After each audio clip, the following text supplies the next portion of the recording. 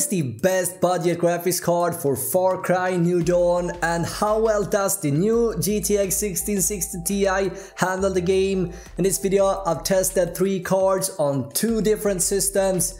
Let's have a look at the results. Hey, how's it going guys? My name is Robin, and on this channel you'll find PC hardware and gaming peripherals. So if you're interested in that, consider subscribing and don't forget to tap the notification bell so that you don't miss out on future videos. Today we're gonna try and find the best budget graphics card for Far Cry New Dawn. Question guys, have you completed the game yet? Let me know in the comments below. I've tested 3 cards, the GTX 970, the GTX 1060 and the GTX 1660 Ti at 4 different graphic settings: low, medium and ultra, and finally at ultra with 2 times resolution scaling to try and figure out how much graphics power you need to be able to run the game smooth in 1080p. As for reference, since I don't have any AMD cards to test with right now at the moment, I'm going to provide some reference numbers for the RX 580 and the RX 590 as well. So I've been using the latest NVIDIA driver here, which is the 519.17. I've tested the game on 2 different systems. First up is a Ryzen 2400G, a 4-core 8-threaded CPU clocked at 3.6 GHz and 8 gigs of RAM clocked at 2666 MHz. At low graphics, all 3 graphics cards can handle this game without any issues whatsoever. Even the GTX 970 with only 3.5 fast VRAM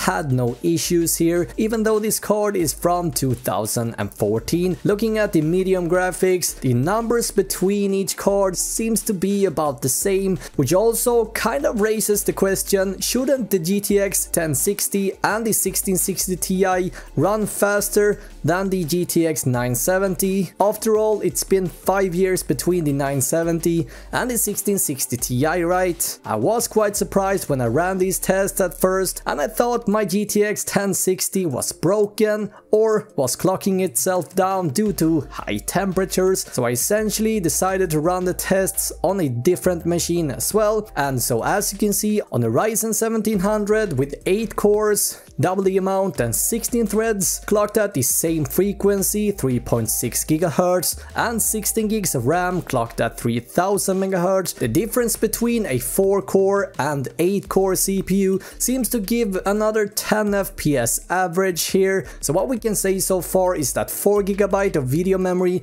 definitely seems to be enough for this title, regardless of what graphics settings I was using, cause even at ultra settings the game never allocated more than 3 GB VRAM regardless what graphics card we were testing with. And in terms of RAM and the system memory, 8 GB seems to be enough here, as I ran the game on 2 separate systems and we never really ran out of RAM. What seems to have the biggest impact in Far Cry is the CPU, however, as this game seemed to be very CPU bound, and bumping up to 8 core from a 4-core processor is definitely giving us a boost. Now it's hard to tell if this is just the core count alone or the higher clock memory or simply the increased amount of L3 cache. What seems to matter a lot in any Far Cry game is the IPC, the instructions per cycle, and high CPU clock speed. If we take a look at GameGPUs.com's brilliant site here, where they have tested the game with a wide range of CPUs,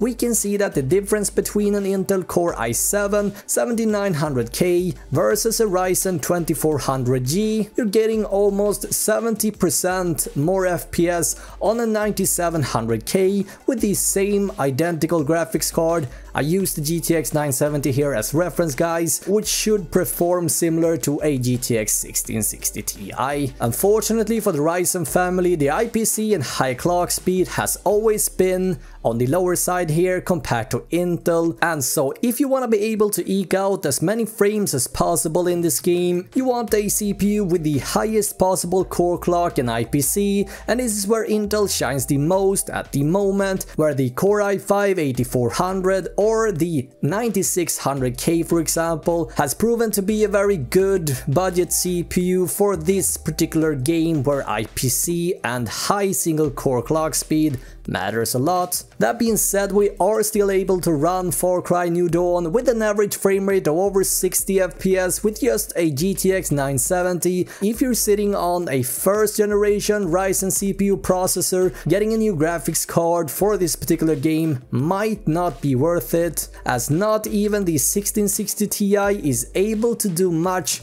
about the CPU limitation here. And while we do see higher numbers with an 8-core 1700 CPU clocked at 3.6 GHz, we are still able to max out the game on a 5-year-old graphics card and get over 60 FPS average, so it should be enough for most people out there, I think. So as you can see, for this budget system, a GTX 970 or a GTX 1060 is a sweet spot. I also did a benchmark run with 2x resolution scaling, which is putting heavy load on the GPU, and if we compare the GTX 970 with the 1660 Ti here, we can see that we gained about 10 FPS. Now normally you would see much higher number difference here, but because of the heavy CPU bottleneck, this is as good as it gets, it seems. And so to wrap this up, guys, if you're sitting on an older CPU from either Intel or AMD or a first generation Ryzen from 2017, investing in a new better graphics card might not give you as much increase of